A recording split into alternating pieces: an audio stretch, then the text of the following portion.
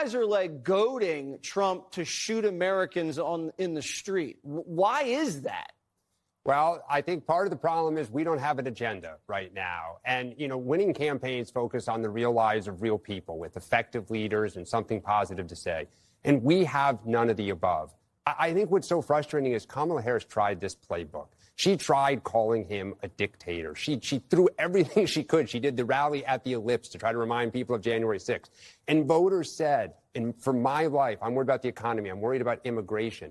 We don't want to talk about those things. The immigration rallies, I mean, the protests we had, you had some people protesting that ICE shouldn't exist. Some people protesting that he took over the National Guard. Some people protesting that we're being too rough on the bad hombres, right? But no one was proposing ideas to solve the problems that people care about. You know, you just talked about Donald Trump's thing at McDonald's. This last week, we should be having town halls with local ag workers and people in hospitality. We should be having rallies with local hospitals in rural areas. Instead, Chuck Schumer yesterday has a big press conference on abortion. Right? Abortion? Oh, my not God. that it's an unimportant issue, but it's not top of mind but for it's voters. not really the issue. So what are the... No, the visual, sometimes it really is true. A picture speaks louder than words. It's worth 1,000 words. And here, all you have to do is look over at this side of the dais to see that the stone wall continues. I mean, from the party that lied to this nation for 4 years, let's just take a look at some of the things that our colleagues said on the Democrat side when their own Justice Department was concluding that Joe Biden, who, let's not forget, illegally took classified documents and kept them in his garage, in his freezer. I mean, Lord knows where. He just certainly didn't know. Their own Justice Department interviewed the guy and concluded he could not form the requisite mental state to stand trial. He did not have the mental ability to stand trial. And what did our Democrat colleagues say? Vice President Harris says, oh, no, the way that the Hur report characterized the president is so wrong. The president's demeanor is totally fine. Senator Smith, what the Hur said about the president not remembering his son's death, so unfair. Senator Kaine said this is grandstanding. Senator Fetterman said it's just cheap shots. You had other senators saying, Senator Ossoff in February of 2024, saying, and I quote, I found the president to be sharp, focused, impressive, formidable, and effective. In June 2024, Congressman Jeffries insists Biden was, and I'm quoting again, incredibly strong, forceful, and decisive. Where are they now? They don't want to answer for any of those quotes now. They lied to us for 4 years, and we know they lied. They know they lied. It's why they're not here. They don't want to answer a single question. They can't bear to show their faces in public. Democrats are starving for attention. As you saw from the intro, Democrats really have no agenda. They're in denial at this point. As you saw from the intro, you saw Josh Hawley point out how, you know, they had a hearing about Biden's mental acuity. They wanted to ask questions about the Democratic side. Democrats decided to stonewall the conference so that way it doesn't get as much attention because only one party's there. There's a lot of less reporters there, right? And this is the kind of thing that Democrats get caught up in. And, you know, recently, 6-3 decision, Supreme Court reaffirmed that Tennessee has the right to ban castration surgery, gender or otherwise known as gender affirming care. And these are the kind of things that Democrats, they get themselves wrapped up into. And I think they actually have no strategy because you saw from the intro from the former Democratic advisor, he talks about how Democrats focus on things that's not really core to what Americans actually care about. The LGBT and HIV Project, the ACLU, and joins me now. It's good to have you here. I can imagine this is a pretty intense day. It is an intense day, and it's intense to watch my clients talk about their experience as parents. And you and I are both fathers, and I think we, as many other parents, have had the experience of sitting in our doctor's office with our child and our doctor and making decisions together about what our children need. And what this case is about at its core is that Tennessee lawmakers came into that doctor's office and decided they know best and displaced that careful, reasoned judgment of those parents in Tennessee. And that is unimaginable and should be unimaginable for any parent. I would lose my mind. Yeah. I find it so, what an invasion of this sacrosanct thing of getting your kid medical care or psychological, whatever care it is, that the government is going to tell you you can't do it. And I think the reality to here, too, is as with all parents and as with all serious medical needs, they grappled with it for a long time and did their own research and talked to doctors and talked to experts. And then finally, they come to a conclusion based on the recommendation of doctors, based on their own research, based on watching their child deteriorate. And then they get this medical care. They watch their child improve. That feeling of seeing your kid come back, and the government comes in and says, no, we're taking this away. And that is what today the Supreme Court greenlit in their 6-3 decision in Scrimeti. So let me get this straight. It is not, these people think it's care for children to get cosmetic surgery so that way they can trick themselves into believing that they are that thing. When from all functional point of view, you do not operate in that way, right? And this thing that, I've been finding out a lot. These 3 women say that today that children should be able to get body parts chopped off and chemically castrated and stunts their growth. Evil. Liberal women are destroying our country. As you saw from the intro, not the intro, you saw from that segment, that was a liberal woman. Liberal women believe they have the right, based on their purview, based on their feelings. Oh, you feel like you're a boy? Let's make it as close to your feelings as possible. And this is reality. I talk about this dichotomy all the time. That as a conservative father, I believe more in self-control than self-esteem. I'm not going to give my son a big head if he's not that good. Like if let's say it's soccer, you could be the best soccer player ever. I'm going to tell my son the reality. Hey, it's really hard to be a good soccer player. Well, this is what you have to do even to get the shot. Hey, you need to work hard every day. You need to practice every day. You need to be one with that ball every damn day. If you want a shot at becoming that, if you even want the opportunity to become that, right? I make it about his effort, not his outcomes. Liberals care more about the outcomes. Okay, I want to look like a woman because I believe in my heart of hearts that I am a woman, right?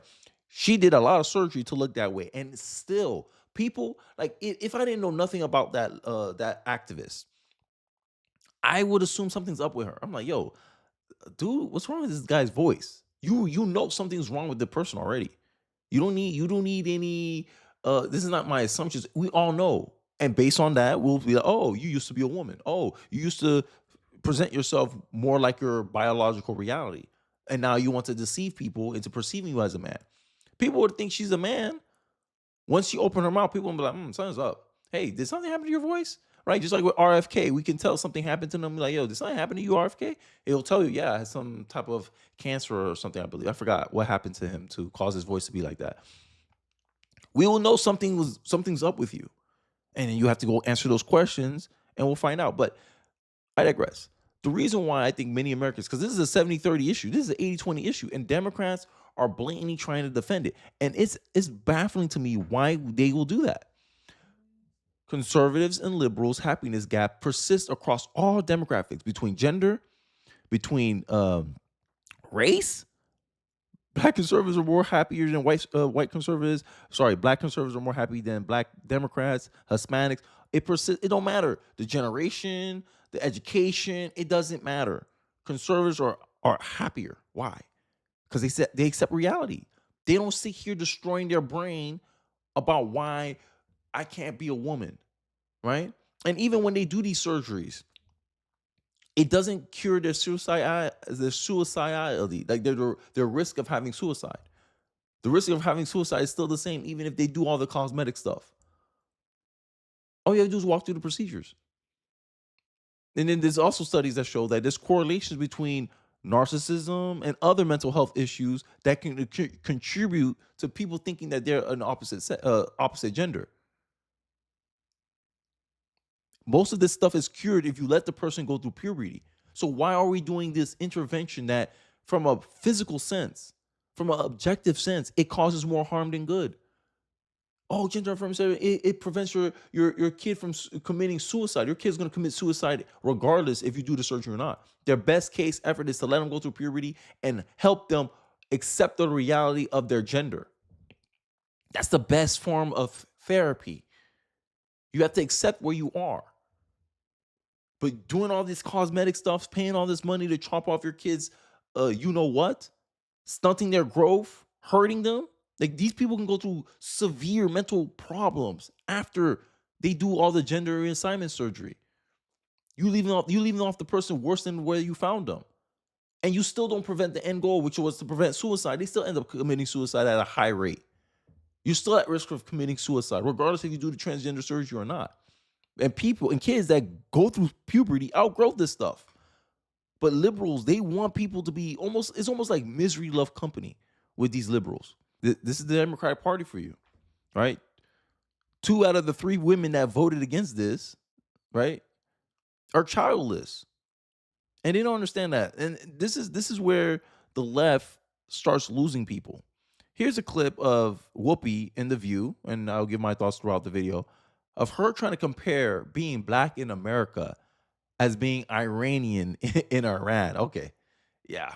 Yeah, you heard that. A liberal said this. And it's slow. But let's just remember, too, the Iranians literally throw gay people off of buildings. They don't adhere to basic human rights. Listen, here's the thing. Let's not do that, because if we start with that, we have been known in this country to tie gay folks to the car. Where the Iranian regime is today in 2025 is nothing. How long ago was that? How long ago was that? Let's think about it. How long ago was that? Now, gay people's biggest struggle is that Americans don't outright celebrate them for being gay. That is gay people's biggest problem right now. Trans people don't want to affirm how I think about myself. That's not your right. That's a privilege. Your rights end where another person's begin. You don't have the right for someone to confirm or validate all your beliefs. So if you come across, hey, I believe I'm a man. Look at me. I got all the surgery. I got all the fake facial stuff on my hair. Look at me. I look like a man, but you sound like a woman. Were you a woman before? Yes. Oh, so you're a woman. Oh my God, you offended me. No, you don't have a right not to be offended. That's not a human right. And the left, this is what's driving the left's unhappiness. They believe they have a right to not be offended. But a reality offends you every time. The reason why liberals are so unhappy is that they have war with reality itself. Iranians have a worse life than black people in America, period. I don't care about nothing these black Democrats saying. And these black Democrats, they make racism a boogeyman at this point. In the past, it used to be reality. Now, a lot of black Democrats use it as an alibi to excuse themselves of accountability.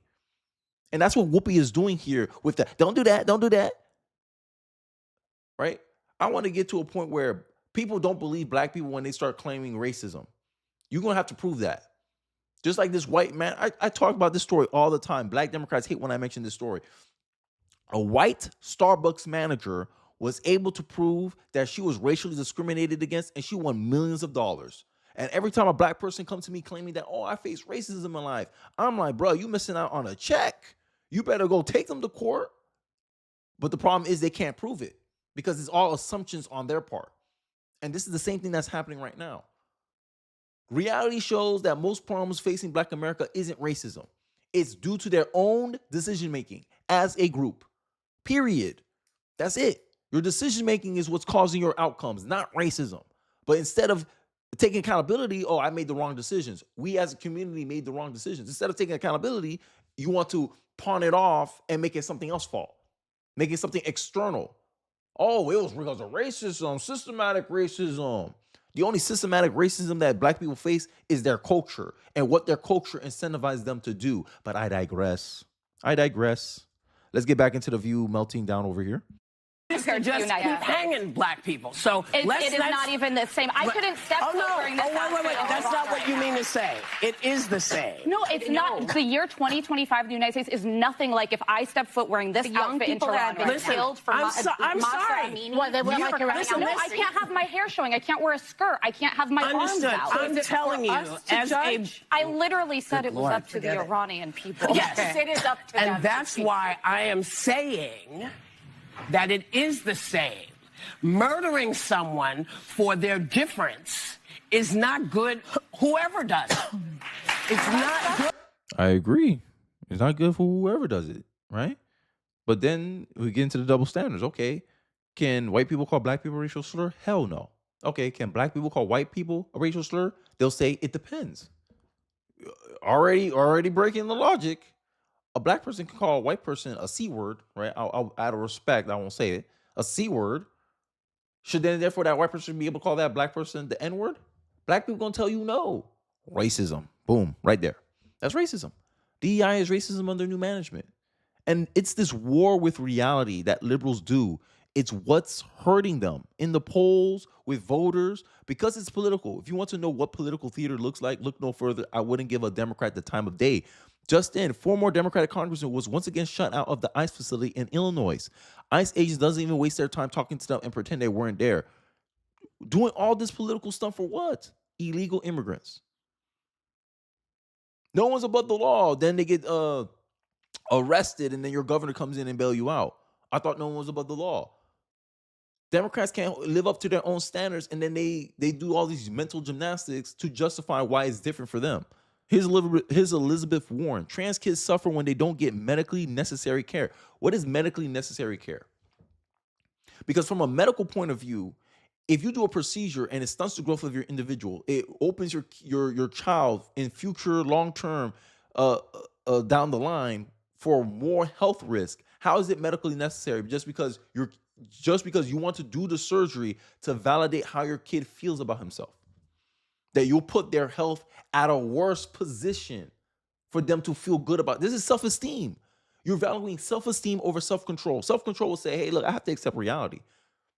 Right? We all as adults have had to face reality. That's what makes you an adult, not a kid. A kid can sit here idolizing, wishing for things to be, oh, I wish I had this. I wish I had this. Oh, live in feelings, live in fantasy. That's a kid. That's when you're a kid. But when you become an adult, it's about pragmatism. It's about accepting reality. It's about being practical. Is it practical to castrate your children so that way they can look more like how they feel they are? My answer is no. It's not out of hate. Because as a conservative, I believe there's a better way of treating gender dysphoria. It's to get the kid to accept the biological reality of their gender. And in this term, I use gender as an extension of sex. Because in the definition of woman, adult, human, female, there's biological markers encapsulated in the definition. Language serves a function. It's not meant to express how one feels. It's meant to express as what one observes. Senator, how is amputating and disfiguring the healthy body parts of a child medically necessary? Is it medically necessary that if I feel like I'm disabled, can you cut off my hand? No doctor would hear my request. But for some reason, can you cut my genitals so I can feel more like a woman? Ridiculous. And you wonder why liberal women have such a high rate of mental health issues.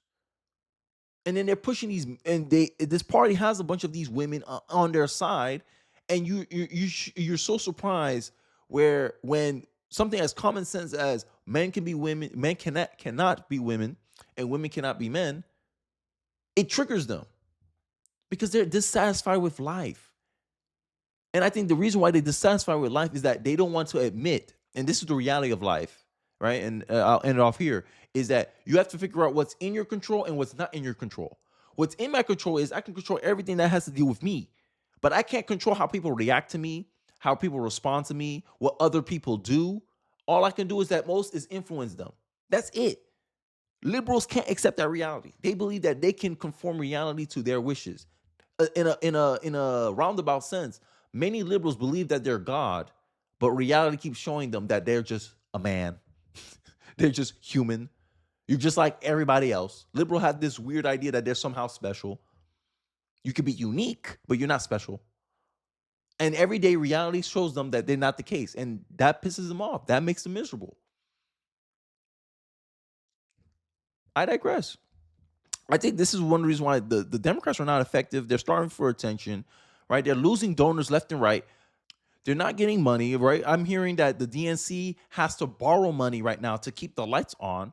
It's not looking good for the Democratic Party right now. But hey, I digress. I'll leave it off of there. Let me know your thoughts and perspective in the comment section below. How you feel about the 6-3 decision of Tennessee upholding the transgender ban. You think this is a good thing? I think it's a great thing, actually. I think it protects our children, one of the most vulnerable people in our society.